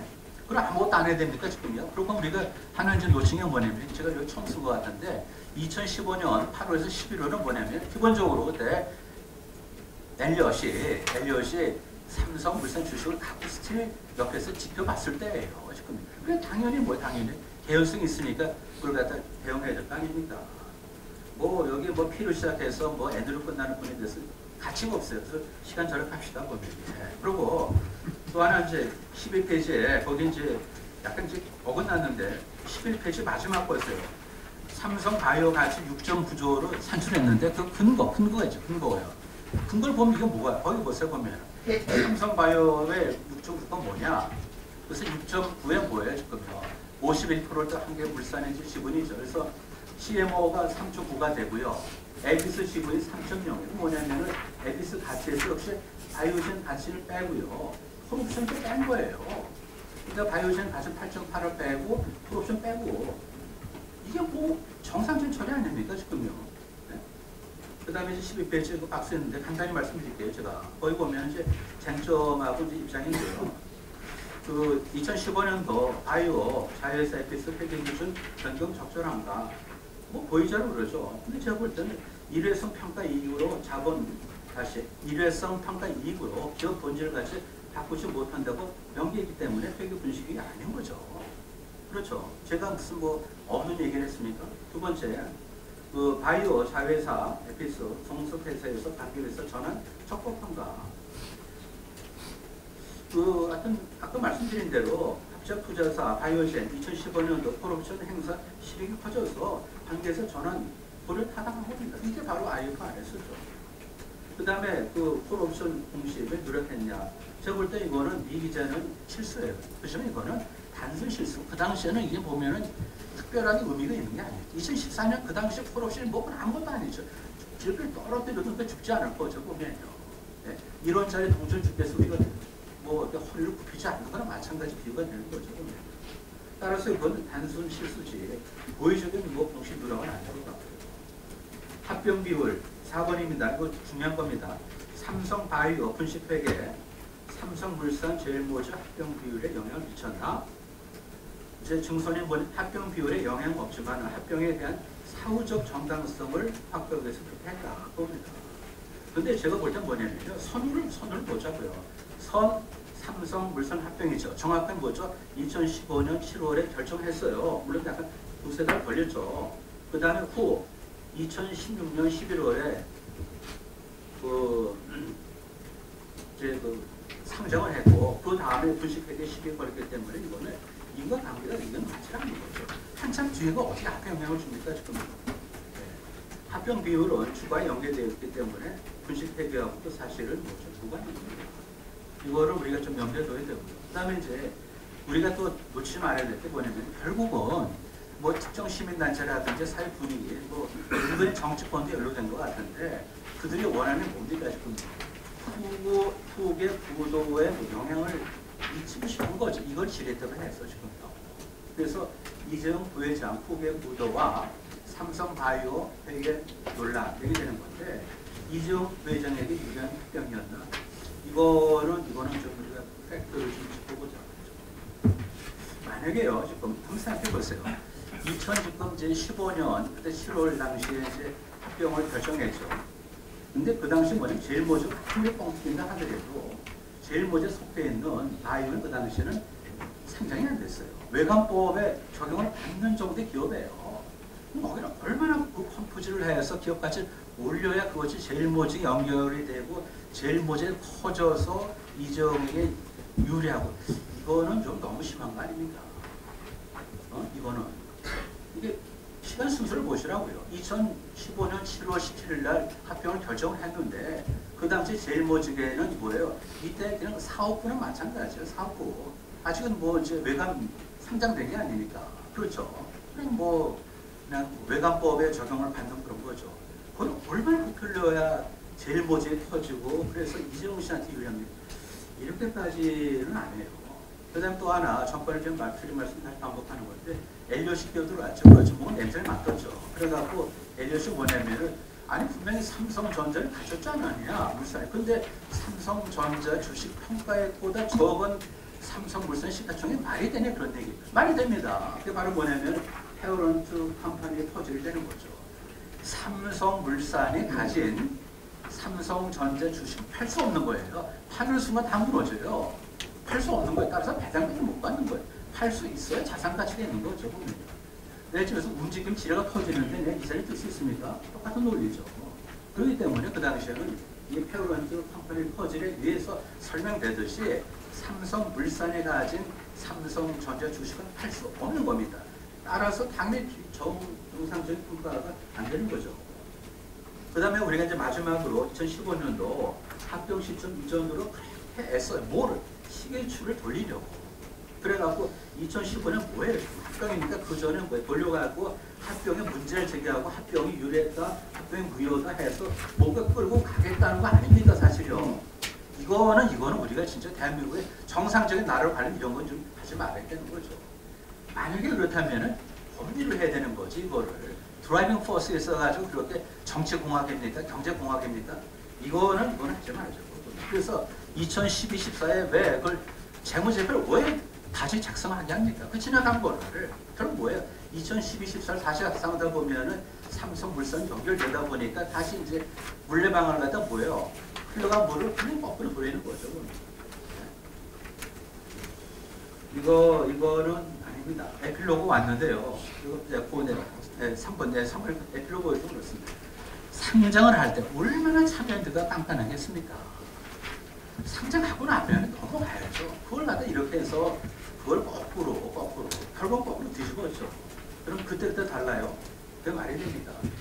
그 다음에 또 하나 이제 기본적으로 뭐 미래 먹거리 우리가 사실을 조금 좀 조심합시다. 지금 우리 주무장대 다 갔어요. 지금요. 주무장대. 그래서 제가 늘 표현을 할 때 보면은 갈 길은 멀고, 그죠? 해는 집이 있어요, 지금요. 그러니까 옛날 우리 먹여 살렸던 주무장대 다 고갈되고 있는데 갈 길이 멀어요. 뭐 보이질 않는다고. 그 애쓰는 과정에서 이걸 짓밟아서 누구한테 이게 됩니까? 이게 도대체. 이 혁신 경제 맞습니까? 이게 지금. 대통령이 아무리 원대한 계획과 철학할까 하더라도 그 밑에 사람이 이걸 갖다 이런 식으로 해서 짓밟아도 되네 그런 얘기죠. 제가 짓밟아도 된다는 말을 취소하겠습니다. 그 다음에 이제 이게 제일 멋있다고 삼성물산 0.35 사후적으로 뭐 정당하든 못한 뭐 이런 거 이거는 안 돼요. 그래서 이제 우리 사회자가 명령하신 대로 제가 금방 끝낼게요. 16페이지에 제일 마지막 패러그래프 5줄은 제일 그것만 16페이지 제일 마지막이에요. 삼성바이오는 코스피 시장이 아닌 나스닥으로 갔어야 했을지 모른다. 가정이지만 그랬다면 최소한 금융당국으로부터 감리와 재감리를 받지는 않았을 것이다. 공식적으로 문제없다는 판정을 받았으면 그 판정은 존중되었을 것이다. 법과 제도 안정성이 해쳐진 것은 너무 나쁜 대목입니다. 도난소송에서 마땅히 바로 잡혀야 된다. 그렇지 않다면 경제는 인류, 정치는 삼류라는 자조가 현실로 굳어질 것이다. 이게 제가 아주 그냥 호소드리는 어떤 프로디 리막스입니다. 네, 감사합니다. 예, 감사합니다. 근데 뭐 대체로 30분씩 얘기하시는 것 같은데 저도 한 30분 써볼까 하고 있습니다. 요즘 그 세상이 너무 복잡해가지고 말하자면 그 하이에크가 말한 복잡계인 것 같습니다. 단순하게 처리되는 게 없고요. 이 삼성바이오 사건도 너무 복잡해가지고 일반인들은 몰라요. 주식 투자 많이 하시는 분들 같은 물어봐도 그 분식에 맞다. 5조 원 뻥튀기했다. 이런 식으로 막 얘기하더라고요. 저 깜짝 놀랐어요. 그래서 오늘 여기 계신 분들은 진상을 정확하게 파악하실 수 있도록 제가 한번 설명을 해보겠습니다. 이 문제의 발단은 우리가 IFRS를 도입했기 때문입니다. IFRS는 어디서 나타났는가? 2002년에 미국의 에너지 기업 엔론이라는 게 있는데 이게 파산을 해버렸어요. 이게 엄청나게 큰 기업인데 그냥 일거에 무너져 버렸거든요. 그 수법이 뭐였느냐? 분식회계였는데 분식회계의 수법이 뭐냐 하면 모회사에 있는 부실 자산을 전부 자회사에 그냥 매각을 해버린 거예요. 그래서 모회사에는 아주 알짜만 딱 모아놓은 거죠. 그러니까 모회사 주가는 엄청 오르는데 자회사는 그게 전부 다 엉터리 부채가 어마어마한 회사가 돼버린 거죠. 그런데 그걸 알 수가 없어요. 왜냐하면 미국식 GAAP를 봐가지고는 단독 회사의 재무제표만 감독을 받도록 돼 있거든요. 연결이 안 되는 거예요.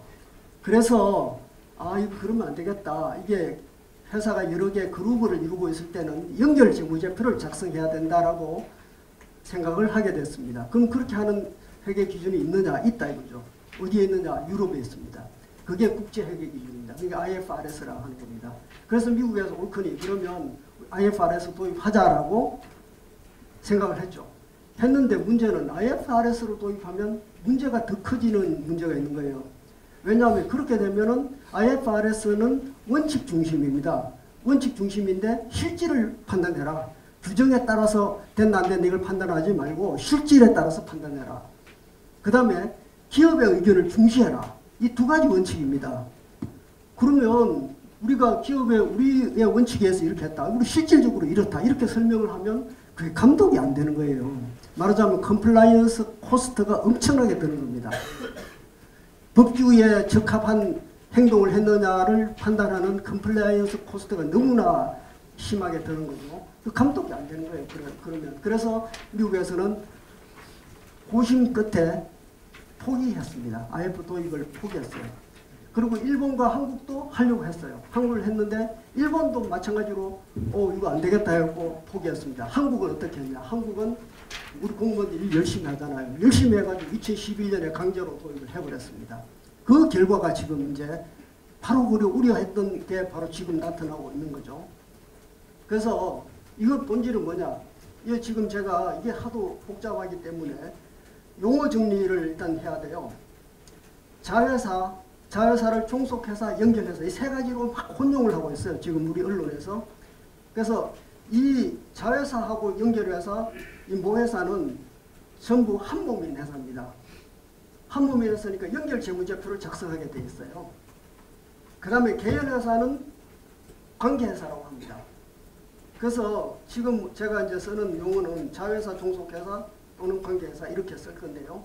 그래서 관계회사는 이거는 지분법에라고 하니까 이거는 연결 재무제표를 작성할 필요가 없는 거예요. 그냥 자기 회사 것만 재무제표 작성하면 되는 거예요. 그럼 지금 우리는 2011년 IFRS를 도입했기 때문에 전부 연말되면 주주총회에 연결 재무제표를 작성해서 제출하게 됩니다. 그래서 우리는 이거 도입할 때 찬성했느냐? 다 반대했어요.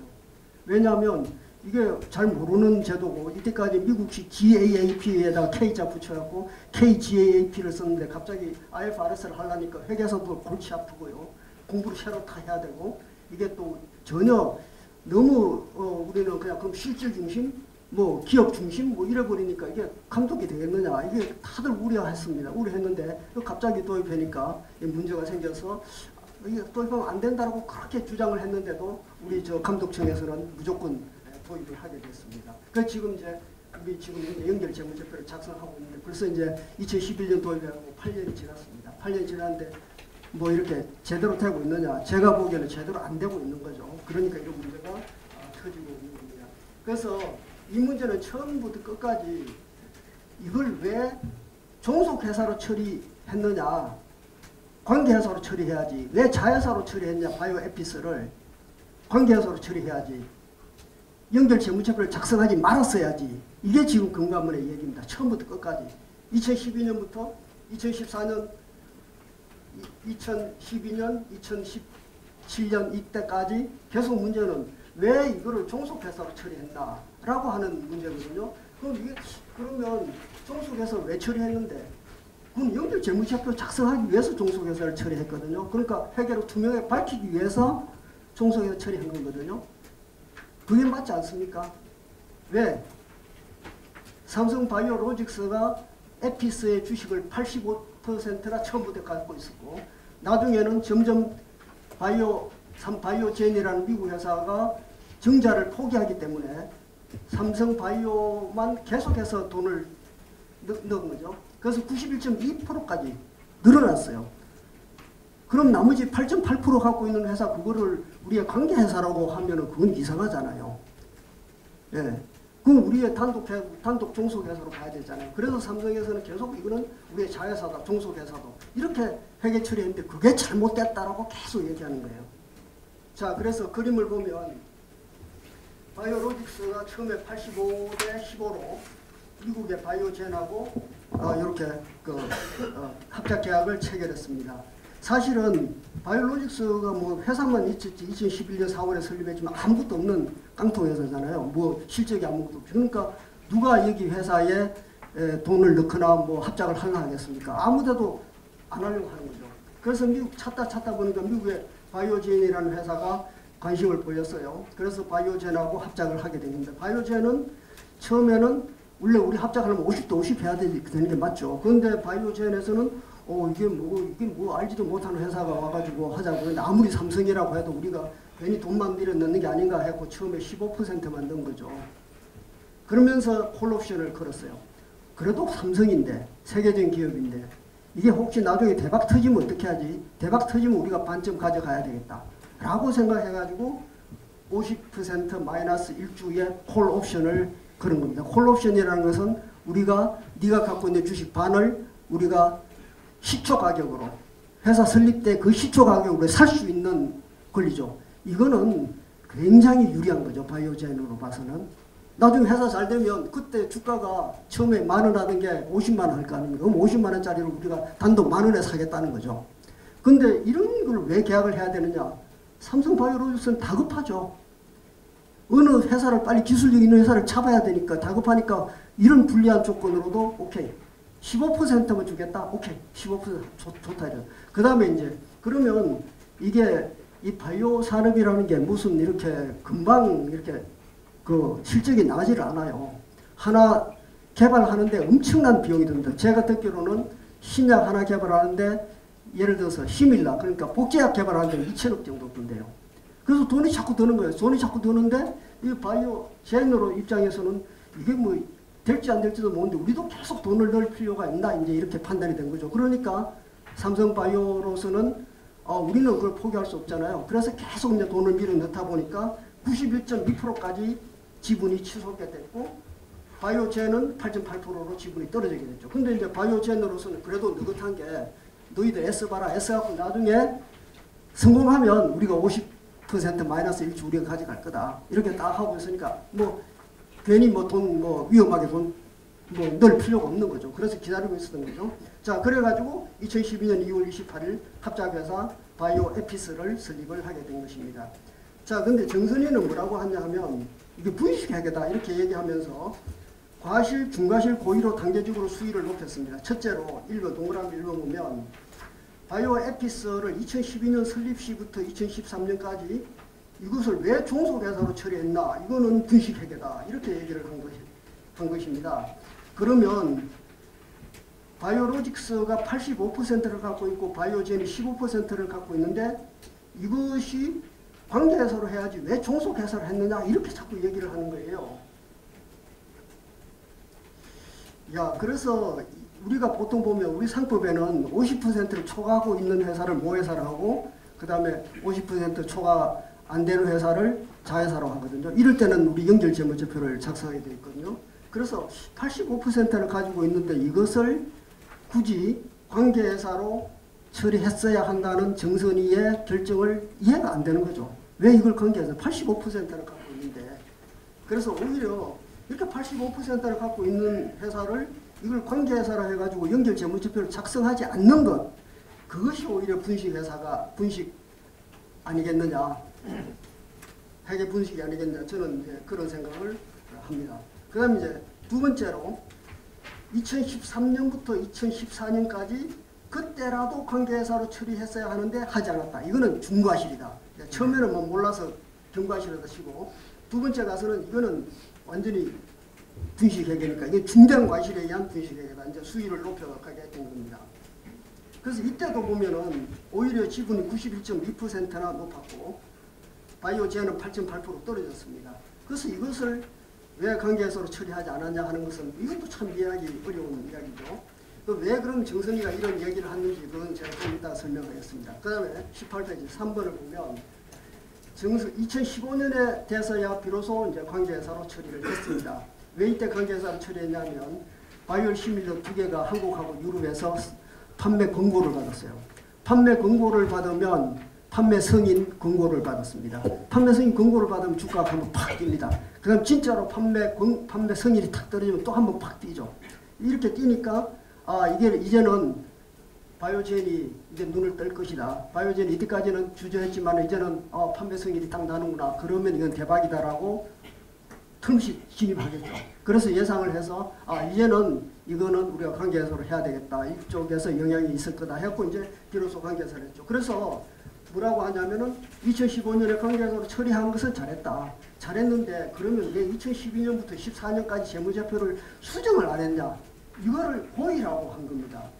아니 그래서 단순히 과거의 재무제표를 수정하지 않은 것을 고의라고 하는 거 이거는 좀 너무하잖아요.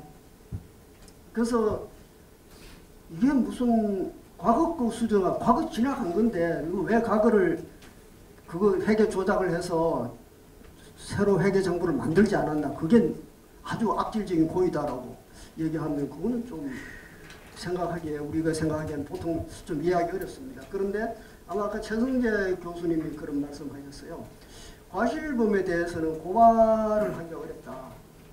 과실범에 대해서 고발하기 어렵기 때문에 뭔가 고의라는 게 뭐 있어야 고발 같은 게 가능하지 않을까. 아까 뭐 그런 말씀을 최 교수님이 하셔서 제가 메모를 해놨는데 뭐 그런 영향이 있는지 저는 잘 모르겠습니다만은. 자, 그래서 그러면 왜 이제 정선이가 1번 동그라미 1번 3번까지 계속 우리가 보기에는 상식적으로 보기에는 이게 종속회사가 맞는데 왜 관계회사로 처리했어야 한다고 계속 얘기하느냐. 이거는 합작계약상의 동의권이라는 게 있는 겁니다. 이게 이제 일부 언론에 나오고 보통은 안 나와요. 그 다음에 두 번째로 바이오젠이 콜옵션을 행사할 수 있는 하면 지배권이 분할이 되기 때문에 순수한 종속회사로 볼 수 없다라고 하는 게 정선이의 일관된 주장입니다. 이게 아주 그럴듯하죠. 그죠? 그래서 정선이도 이게 뭐 일리가 전혀 없다라고 할 수는 없는 거예요. 그런데 문제는 이 동의라는 게 동의권이 도대체 뭐냐. 동의권이라는 게 아까 조동근 교수님이 말씀하셨는데 이것은 지배권에 관한 동의가 아닙니다. 이거는 신제품을 갑자기 개발하겠다고 나서거나 근데 신제품 개발 나서는 게 그게 마침 바이오젠이 한참 개발하고 있는 것을 또 개발하기도 나선다 이죠. 그러면 바이오젠의 영업을 직접적으로 침해하는 거죠. 그래서 그런 신제품을 개발할 때 뭘 개발할 것인지 우리하고 미리 상의해라는 거. 그거 동의권이거든요. 그 다음에 너희들이 판권을 다른 데서 매각하겠다. 판권이 유럽에도 팔 수 있고 영국에도 팔 수 있고 무슨 미국에도 아시아에 팔 수 있지 않습니까? 판권 이렇게 판매할 때는 우리하고 얘기해라. 그 다음에 또 혹시 바이오젠이 또 우리 말고 다른 회사하고 또 합작하고 뭐 M&A하고 뭐 이런 거 할 거 아니냐. 이럴 때 이런 몇 가지 예외사항에 대해서 이런 문제는 바이오젠과 이해관계가 직접적으로 충돌이 되기 때문에 이런 데 대해서 동의하라고 하는 것이지 무슨 지배권, 그럼 지배권은 뭡니까? 결국은 이사수 아닙니까? 이사수에 대해서는 그건 동의권 해당 사안이 아니에요. 이거는 동의하고 말고가 없습니다. 왜냐하면 그건 시군에 따라서 정확하게 이사수가 배분이 되기 때문입니다. 그래서 85대 15대는 4대 1로 딱 분배가 됐고 이번에 바이오젠이 콜옵션하고 나서는 3대 3으로 6명으로 딱 이렇게 지정이 되는 겁니다. 그건 동의권에 대한 이해가 완전히 다른 거죠. 삼성에서는 계약에 일하는 동의권이라는 것은 이게 지배권에 관한 동의가 아니고 이해충돌 부분에 대한 동의권이다 이렇게 보는 데 비해서 정선이는 동의권이 있으니까 어떻든 이거는 바이오젠이 반점 지배권을 행사하는 거 아니냐. 그러니까 이건 관계회사로 해야 되는 거야. 이렇게 이제 주장하는 거죠. 그래서 그 주장이 뭐 맹탕 틀렸다라고 할 수는 없지만 제가 보기에는 그게 아닌데라는 그런 이제 생각이 드는 거죠.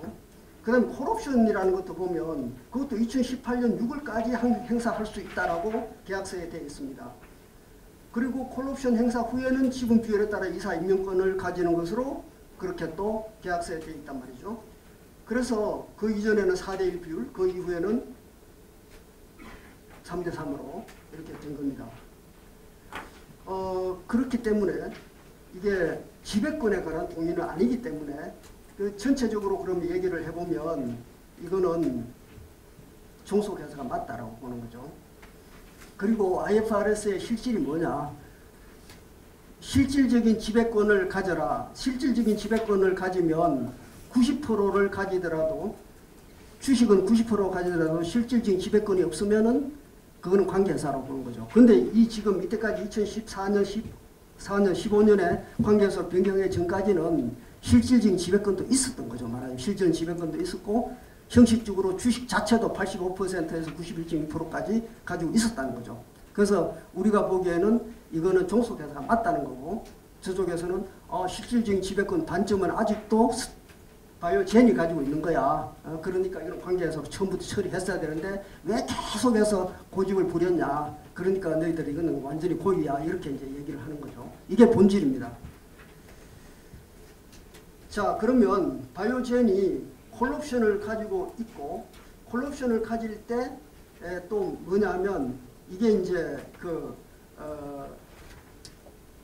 50% 일주는 어차피 삼성바이오가 가지고 50% 마이너스 일주는 바이오젠이 가지잖아요. 그러면 우리 상법에 의하면 50%를 일주라도 초과하니까 그러면은 역시 삼성바이오가 지배사 돼야 될 거 아니냐. 그럼 2015년에 왜 관계회사 바꾸냐. 그거는 또 잘못이 아니냐. 이렇게 생각할 수가 있습니다. 우리 상법에 의하면 50% 초과하면 무조건 그거는 지배사고 모회사고 50% 마이너스 1주 바이오젠은 그러면 자회사가 돼야 되는데 왜 그러면 또 이제 와서 관계회사 바뀌냐. 이게 문제가 될 수 있는데 또 계약서에 뭐가 있느냐 하면은 합작투자계약서에 한쪽이 52% 이상을 가질 때 단독 지배권을 인정한다. 이렇게 돼 있단 말입니다. 이게 또 계약서에 이렇게 돼 있는 거예요. 그래서 이 계약서에 의해서 어쩔 수 없는 거예요. 여기서는.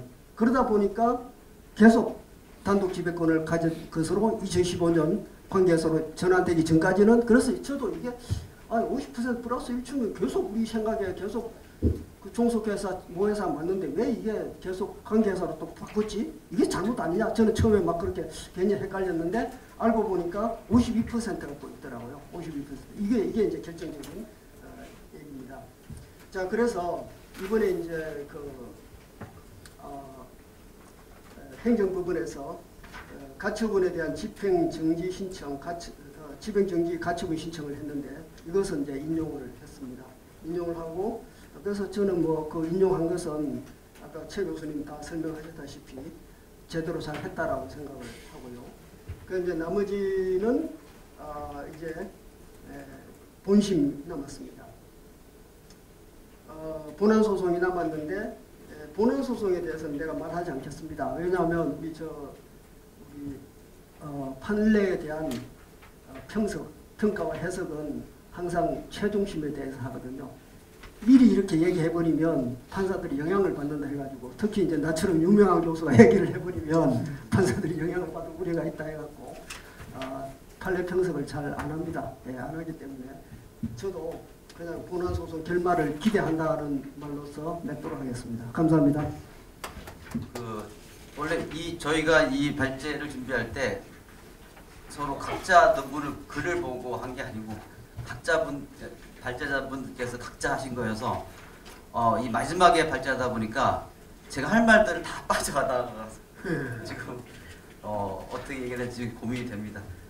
하지만 열심히 해보도록 하겠습니다. 저는 이번 이 삼바 분식회계 문제를 보면서 우리가 종래해봤던 것과는 다른 특징들이 있다라는 말씀드립니다. 왜냐하면 그래서 자꾸 이제 또 하나는 특징들이 있다 보니까 이게 복잡해요. 그래서 저는 이 사건의 특징이 한번 먼저 검토해보고 말씀을 드리고자 합니다. 먼저 실은 이 삼성 바이오로직스는요, 삼성이라는 이름이 들어서 그렇지 유니콘 기업입니다. 유니콘 기업.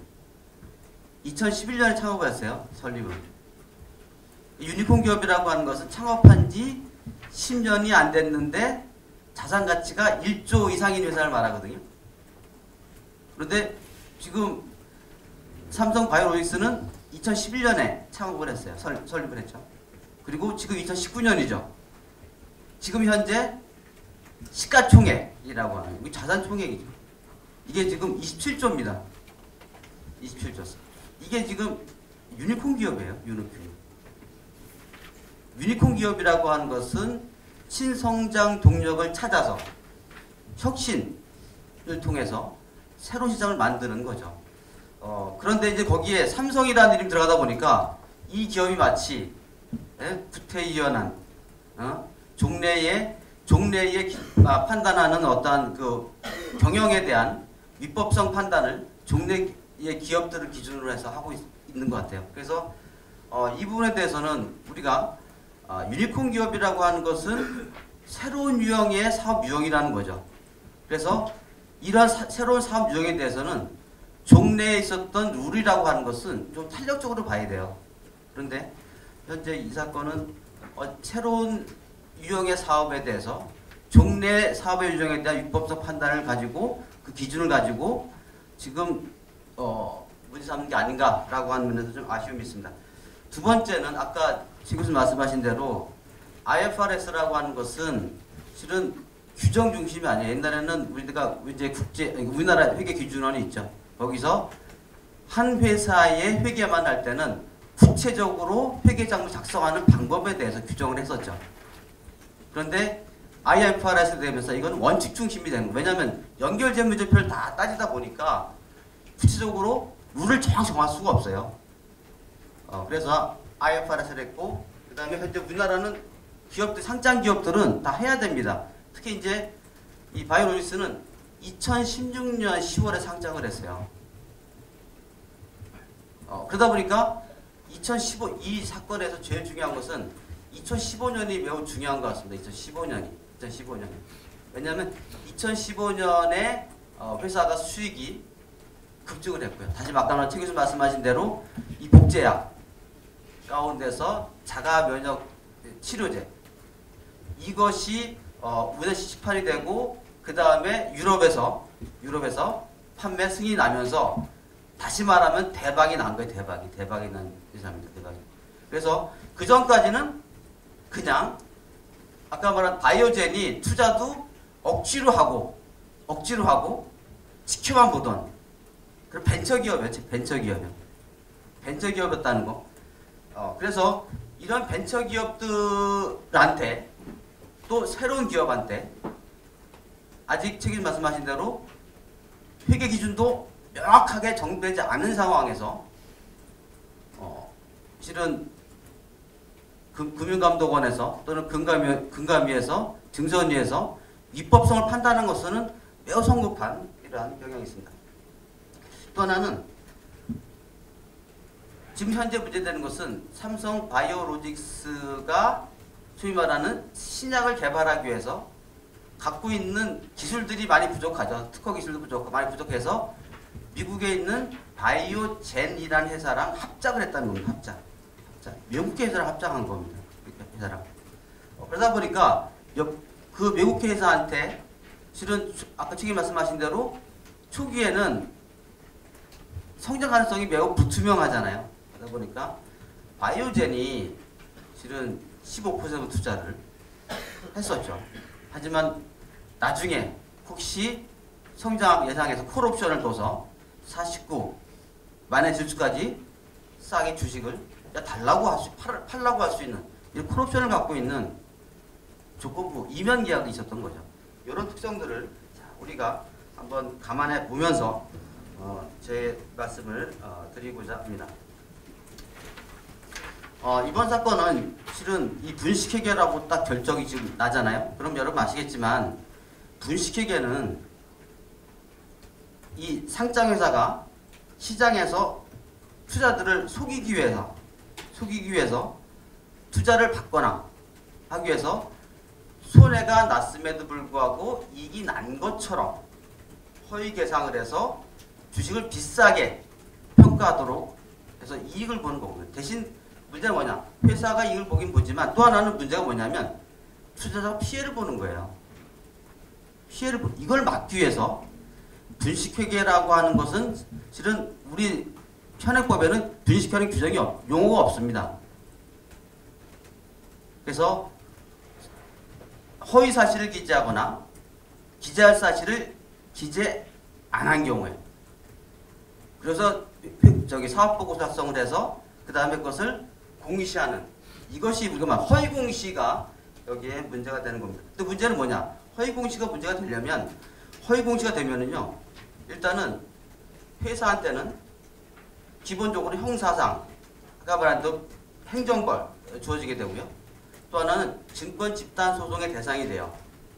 그래서 한 사람만 소송하면 그 손해를 다 배상해야 되는 이런 엄청난 파급력이 있는 우리 사회적으로 엄청난 파급력이 있는 이러한 사건입니다. 이런 것들을 실은 우리가 이렇게 지금 제가 말씀드린 이런 것들을 이렇게 우리가 말하면 가설상의 오류가 있는 이런 것들을 가지고 이렇게 우리 시장에 파급적 엄청난 파급을 주는 그러한 법적 판단을 하도록 한 것은 크게 문제다라는 말씀을 드리고 싶습니다. 자, 그러면 현재 지금 이 삼성바이오로직스 사건의 쟁점은 크게 세 가지입니다. 세 가지. 제가 보는 것은 세 가지입니다. 일단 2014년, 다시 말하면 2012년부터 바이오젠과 합작, 그러니까 에피스를 만든 시점은 2012년이죠. 그리고 2014년 이때까지 회사 지금 현재는 증선이 입장은 2015년에 종속 관계사를 봤으면 2012년, 14년까지도 관계사를 봤어야 된다라고 하는 거거든요. 이 얘기는 뭐냐면 회계 처리를 할 때 2015년 이전과 2015년 이후가 회사 가치가 동일하다는 거예요. 근데 아까 말씀드린 것처럼 2015년을 기준으로 해서 자가면 치료제뿐만 아니고 7종의 소위 말하는 바이오시밀러, 다시 복제약이 실은 생산을 했죠. 그리고 이제 판매 승인을 받는 과정이어서 그래서 2015년과 2014년 이전은 전혀 자산 가치가 달랐다는 거죠. 그런데 지금 현재는 이렇게 왜 그 종속회사 관계회사로 안 하고 종속회사 했냐고 하는 것은 같은 시점으로 같은 가치로 같다고 하는 가설을 정한 겁니다. 저는 이 가설은 기각돼야 된다고 생각을 합니다. 그 다음에 이제 두 번째 가설은 뭐냐면 2015년에 종속회사를 관계회사로 바꾼 것은 아무런 변경 사유가 없는데 바꿨다라는 가설을 지금 증선이가 얘기를 했거든요. 그런데 아까 말씀드린 것처럼 변경 사유가 없는 게 아니고요. 이미 바이오젠이 2015년에 복제약이 이제 판매 승인받고 유럽에서도 승인받은 상황이 되다 보니까 가치가 급증하지 않습니까? 그래서 그전에는 15%만 가지고 있다가 갑자기 콜 옵션대로 이제 50-1주를 다 콜옵션 행사를 했죠. 그러면 회사 입장에서 볼 때는 더 이상 관계회사로 갈 수가 없어요. 아니, 종속회사 갈 수가 없는 상황인 거죠. 그래서 관계사로 바꾼 것이고 그리고 52%를 아까 책임 말씀 확보할 수 없는 계약 조건 충족 없었기 때문에 관계사로 갈 수밖에 없었던 거죠. 그래서 변경 사유 없이 변경했다고 하는 것은 또 그런 가설은 또 기각돼야 된다고 생각을 합니다. 세 번째 가설은 삼성바이오가 실은 자의적으로 회계 기준을 작성을 해서 그 다음에 회계법인들한테 그거를 승인하라고 적정 처리하라고 적정 의견을 내라고 요구했다는 거예요.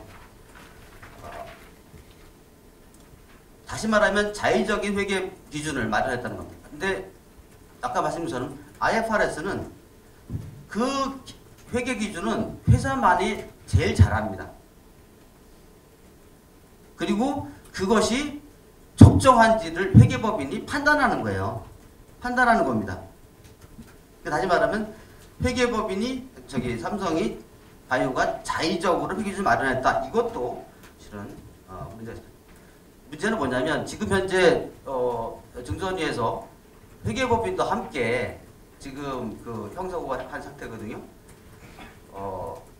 이 얘기는 뭐냐면 IFRS라고 하는 것에 대해서 회계 담당 해당 기업이 기준을 정하고 그 적정한지를 회계법인들이 감리하는 이런 형태 자체를 지금 증선위가 부정한 형태가 됩니다. 여러 가지 그거에 대해서 여러 가지 이유들 되지만 어쨌거나 그 이유가 뭐냐면 앞으로